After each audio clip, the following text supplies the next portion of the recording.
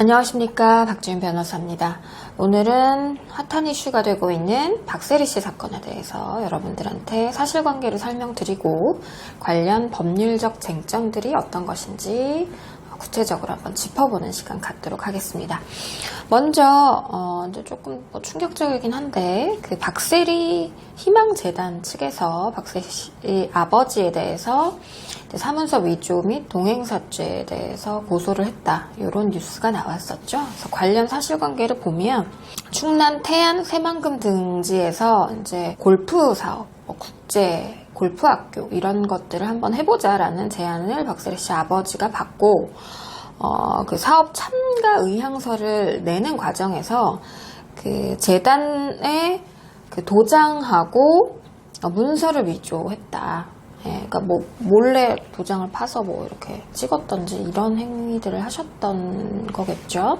그래서 그런 것들이 발각이 돼서 재단 측에서 우리는 그런 사실이 없다라고 얘기를 하면서 그 사업 참가에 관한 이런 것을 전혀 한 적이 없다라고 얘기를 하면서 그 아버지를 문서 위조 등의 혐의로 이제 고소를 한 것이죠. 그래서 검찰에 일단은 송치가 된 것으로 나오는데 뭐 특별한 사정이 없는 한은 이제 뭐 처벌까지 가지 않을까 이런 생각이 들기는 합니다. 뭐 안타깝기는 하죠. 그리고 두 번째로는 이게 조금 더 복잡할 수 있겠네요. 뭐 이제 형사적인 부분은 이제 송치가 됐기 때문에 특별한 사정이 없으면 이제 기소되고 재판까지 가서 이제 처벌을 받을 것 같은데, 이제 민사적인 부분에 박세리 씨가 소유한 그 대전에 TV에도 나왔다고 하죠. 그 넓은 대지와 대지 위에는 건물 등에 대한 강제 경매가 개시가 됐고, 그 집행정지를 구하는 소를 냈고, 그리고 거기에 관련된 이제 각종 소송들이 이제 지금 진행되고 있다, 이렇게 보도가 되고 있습니다. 그래서 요거를 보면 2016년에 한번 같은 대지와 건물에 대해서 강제 경매가 개시된 적이 있었습니다. 이게 지금 13억 원대의 빚 때문에 가압류된 부동산이었고요. 그래서 박세리 씨와 그 아버지 박준철 씨의 공동 소유였습니다. 당시에는 50대 50으로 2020년도에 50대 50의 지분을 가지고 이제 매수를 해서 이제 그렇게 등기가 되어 있었겠죠. 네, 그래서 대전 구암동 611-30 소재 부동산이라고 나오는데, 어찌됐든 2340제곱미터 대지, 그리고 면적 991제곱미터 규모의 건물, 조경수, 석탑 등을 일괄 매각하는 조건으로 당시 감정 가격은 토지가 31억 6,171만원, 그리고 건물이 2억 3,949만원 등으로 총 36억 9,584만원의 감정 가격이 나왔었고요.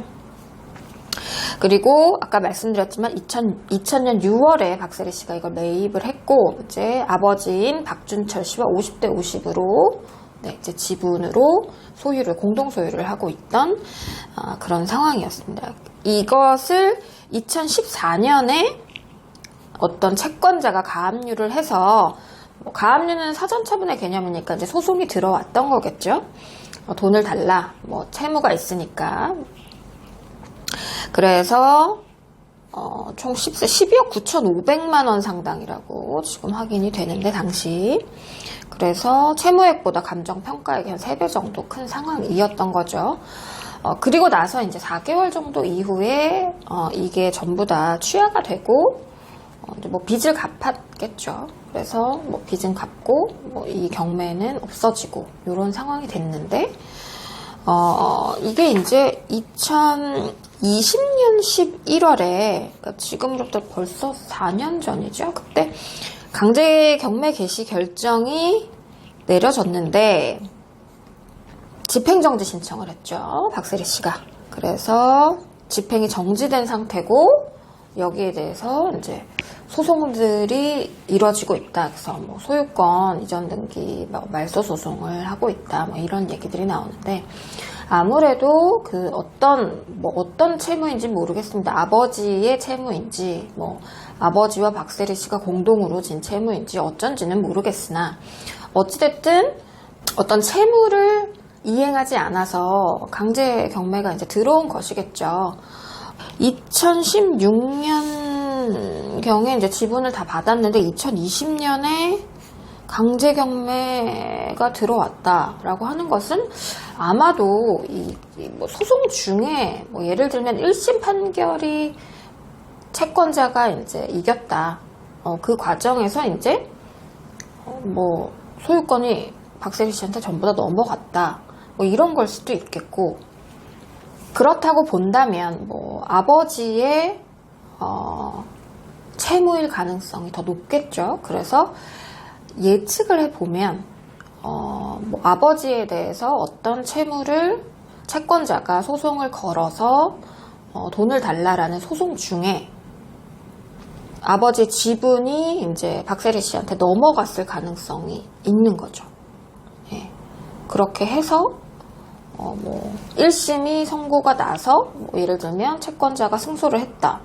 이제 채권자가 1심에서 승소를 해도 가집행이라는 것을 할 수가 있습니다. 그래서 뭐 그 가집행 같은 것을 할 수 있는 권한에 의해서 강제경매가 개시결정이 됐을 수도 있고, 뭐 여러 가지 지금 상황들은 추측을 해 볼 수 있을 뿐입니다만은, 어찌됐든 지금 하고 있는 소송은 첫 번째로 예측을 해보면 박세리 씨와 박세리 씨 아버지의 공동 채무라기보다는 박세리 씨 아버지 단독 채무일 가능성이 높고, 그 지분 50%에 대해서 이제 소송을 해서 이제 강제 경매를 개시할 수 있는 권한이 이제 생겼거나, 아니면 이미 그 채권이 발생한 상황에서 그 이후에 그 아버지의 재산이 박세리 씨한테로 넘어가면서 이게 사회행위다. 왜냐면 채무자가 자신의 그 재산을 감소시키는 행위를 하는 것을, 그러니까 뭐 무자력 상태를 만든다라는 얘기를 많이 하는데요. 어쨌든 적극 재산보다 소극 재산이 더 많아지거나 무자력 상태를 심화시키거나 무자력 상태가 되거나, 어쨌든 여러 가지 이런 자신의 책임 재산을 감소시키는 행위를 한다는 것을 사회행위라고 하는데요. 이것을 이제 저희 민법에서 406조에서 규정을 하고 있습니다. 채권자 취소권이라는 것으로 규정을 하고 있는데요. 채무자가 채권자를 해함을 알고 재산권을 목적으로 한 법률행위를 한 때에는 채권자는 그 취소 및 원상회복을 법원에 청구할 수 있다라고 규정이 되어 있습니다. 아마 이것과 관련해서 그 아버지가 채무자 당연히 있겠죠. 근데 아버지가 이제 자신의 책임 재산인 그 대지와 건물에 대한 지분을 박세리 씨한테 그 과정에서 넘겼기 때문에 이것을 알고 내가 내 책임 재산이 없어졌다는 것을 알고 넘긴 거다라고 볼 수가 있겠죠. 뭐 그렇다고 본다면 어찌됐든 이 채무는 그 지분을 넘기기 이전에 이미 발생을 했던 좀 오래된 채무였나 봅니다. 네. 원래 그 사회행위 취소 소송을 할 때는 요건들이 굉장히 까다롭습니다. 그래서 여러 가지 요건들을 이제 지켜야 되는데요. 그것들을 한번 좀 살펴보도록 하겠습니다. 채권자를 해함을 알면서, 그러니까 고의로 내가 요거를 저렇게 넘기면 내가 이 사람의 돈을 못 갚는다라는 거를 알면서 그럼에도 불구하고 이제 넘기는 행위를 하는 그런 행위를 사회행위라고 하고, 그것을 법원에 취소해달라고 청구할 수 있는 채권자의 권리를 채권자 취소권이라고 이제 규정을 하고 있고, 그런데 이제 이미 이제 성립된 법률 관계를 다시 원상으로 되돌리는 일을 할 때는 그 요건들이 굉장히 까다롭거든요. 그래서 살펴보면 첫 번째로는 채권자에게 이제 당연히 채권이 있어야겠죠. 네. 채권자에게 채권이 없는데 내가 이거를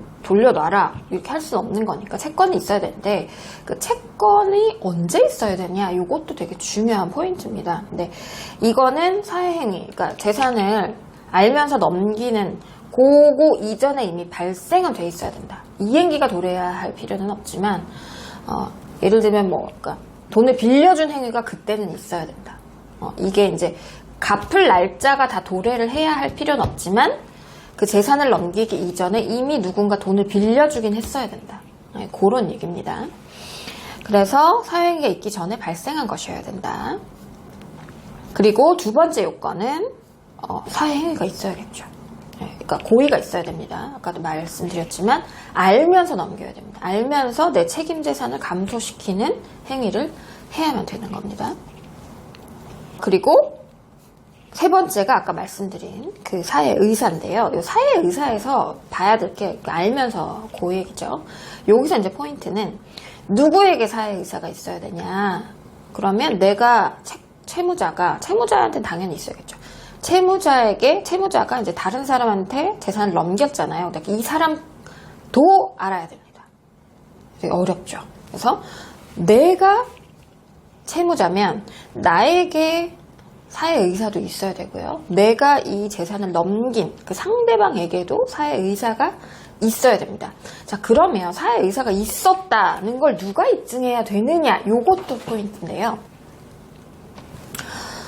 일단 채권자는 사회행위 취소 소송을 제기하려면 아까 말씀드린 그 내가 보전할 그 채권, 피보전 채권이 있어야 되고, 그리고 사회행위를 해야 되고, 그리고 사회의사가 있어야 되는데, 그 사회의사가 채권자가 입증해야 되는 사회의사는 그러니까 채무자만 입증을 하면 됩니다. 수익자는 사회의사가 있다고 봅니다. 그냥 있다고 보기 때문에 수익자는 자기가 나 사회의사가 없었습니다 라는 것을 이 사람이 적극적으로 증명을 해야 됩니다. 그래서 채권자가 증명을 해야 하는 사회의사는 채무자에 대한 사회의사고요. 수익자에 대해서는 사회의사가 추정이 된다고 하거든요. 그래서 추정이 되기 때문에 이 추정을 뒤집으려면 이 사람이, 수익자가, 그러니까 재산을 받은 사람이 난 사회의사 없었습니다. 몰랐어요. 모르고 이걸 내가 산 거예요. 정당하게 라는 것을 주장을 해서 판사한테 증명을 해내야 됩니다. 그런 여러 가지 이제 조건들이 충족이 돼야 되고요. 또 하나 굉장히 중요한 거는 사회행위는 제척기간이라는 것이 있습니다. 제척기간 안에 반드시 소송이 제기가 돼야 됩니다. 그래서 그 원인행위가 있음을 안 날로부터 1년, 그리고 실제 그 법률 행위로부터 5년입니다. 1년, 5년인데 보통은 1년에서 판가름이 나죠. 그래서 사회행위 취소 소송을 할 때는 그 기간, 왜냐면 법률행위라는 것이 일단 재산적 법률행위가 딱 있고 나면 이게 사실은 법률행위라는 것은 굉장히 안정적으로 이루어져야지만 사람들이 믿고 이제 계약을 하지 않겠습니까? 그런데 갑자기 내가 뭐 아파트를 샀어. 샀는데 이걸 갑자기 누가 나도 모르는 사람이 튀어나와서 이걸 취소해달래. 이건 네 거 아니야. 이거는 얘가 사회행위를 해서 너한테 판 거고 너는 그게 추정이 되니까 너는 그냥 네가 아니라는 걸 입증해 라면서 소송이 들어온단 말이에요. 그러면은 예를 들면 이 사람이 몰랐다고 칠게요. 난 사회에서 없었던 사람이라고 치면 되게 놀랍겠죠. 뭐야 이게? 라고 하지 않겠습니까? 그렇기 때문에 이제 제척기간이라는 것을 두고요. 그래서 1년의 그 짧은 기간 안에 이제 취소하려면 빨리 해라. 이렇게 둔 셈이죠. 그래서 어쨌든 제3자의 권리 관계까지 사실은 이제 해할 수 있는 그런 것이잖아요. 그러니까 내가 그냥 누구한테 아파트를 한 채 샀는데 갑자기 내가 모르는 누군가가 나한테 소송이 들어와. 그래서 너는 사회행위를 했으니까 네 아파트 다시 돌려놔라. 소유권을 말소해라. 이렇게 나오면 그러니까 당황스러운 거죠. 그래서 누가 그러면은 제대로 법률관계를 믿고 할 수가 있겠습니까? 나는 믿고 했는데 그래서 돈 주고 다 절차에 따라서 했는데 갑자기 이런 게 들어온다고 하면 안정되지 않잖아요. 그렇기 때문에 제척기간을 뒀다. 이렇게 보시면 될 것 같습니다. 그래서 지금 뭐 박세리 씨가 굉장히 여러 가지 송사에 복잡하게 휘말려 있다고 하는 것은 이 사회행위 취소와 관련된 소송이 아닐까 이렇게 생각은 됩니다. 뭐 어떤 식의 결론이 날지, 그리고 이 강제경매가 예를 들면 뭐 또 이제 조금 문제가 불거지고 있으니까 뭐 또 채무가 일정 부분 변제가 돼서 강제경매가 취소가 될 것인지, 아니면 뭐 이 소송을 뭐 복잡하게 막 이제 해서 박세리 씨가 승소를 하든 뭐 상대방이 승소를 하든 해서 강제경매가 일어나든지, 아니면 또 강제경매가 취소가 되든지, 어떤 결론이 나기는 하겠죠. 하지만 뭐 복잡한 사실관계에 대해서 현재 지금 알려진 바는 없기 때문에 어떤 결론을 추단해내기는 조금 어렵고요. 결과적으로는 지금 하고 있는 그 민사에 관한 다툼은 강제경매에 대한 집행정지라는 신청이 있고, 거기에 대해서 소유권을 다투고 있는, 뭐 말소를 해달라 뭐 이런 소송이 들어왔다고 하면 그것은 아마도 사행위 취소 소송이 아닌가. 그래서 거기서 쟁점이 될 수 있을 만한 것들은 이제 아까 말씀드렸던 뭐 피보전 채권의 발생 시기, 피보전 채권의 존재, 당연히 존재는 있을 거라고 봅니다. 그리고 사행위를 했느냐, 그리고 사회 의사가 있었느냐, 뭐 이런 것들이 핵심적인 쟁점이 되지 않을까. 그리고 그 채권자라는 사람이 제척기간에 내에 사행위 취소 소송이 제기가 됐느냐, 뭐 이런 여러 가지 그런 쟁점들이 아마 해당 소송에서 있지 않을까 싶습니다. 관련된 보도가 조금 나오는 대로 좀 디테일하게 여러분들한테 좀 말씀드리고 싶기는 한데, 일단 뭐 사실관계에 대해서 저희가 조금 더 알아내기는 어렵기 때문에 보도가 나오는 대로 여러분들에게 빠르게 법률적으로도 한번 분석을 해봐 드리도록 하겠습니다. 오늘도 영상 시청해 주셔서 감사드리고요. 다음에 저희가 이제 좀 매일 컨텐츠를 만들어서 여러분들한테 좀 올리려고 하거든요. 그러니까 뭐 법률적인 쟁점들은 사실은 뉴스에서 설명하는 것들로는 조금 여러분들이 이해하기는 간단하게 빠르게 이제 보도가 돼야 되는 부분이 있다 보니까 간단하게 설명이 되는 경우들이 있어서 그런 조금 궁금해하실 만한 뉴스들을 빠르게 여러분들에게 법률적으로 풀어내는 그런 시리즈를 한번 기획을 하고 있습니다. 최선을 다하고 있고요. 여러분들한테 조금 더 다가가기 위해서 노력은 항상 하는데 항상 부족합니다. 제가 네, 항상 부족합니다. 항상 부족하고 매번 느끼지만 이제 뭐 여러 가지 것들의 부족함을 많이 느낍니다. 그래서 노력하겠습니다. 앞으로도 노력할 테니까요. 많이 지켜봐 주시고 그리고 여러분들한테, 그리고 가장 좀 되고 싶은 것은 여러분들에게 정말로 이제 유익한 뭔가가 되고 싶다. 박주인 변호사가 어떤 부분에 있어서는, 그러니까 저는 변호사니까 법률적 지식을 전달해 드리는 것이 가장 그나마 좀 도움이 되지 않을까라는 측면에서 지금 이런 것들을 하고 있는데, 노력하겠습니다. 노력하고 열심히 한번 더 달려보도록 하겠습니다. 오늘도 시청해 주셔서 감사드리고요. 다음번에는 조금 더 유익한 내용으로 찾아뵙도록 하겠습니다. 고맙습니다.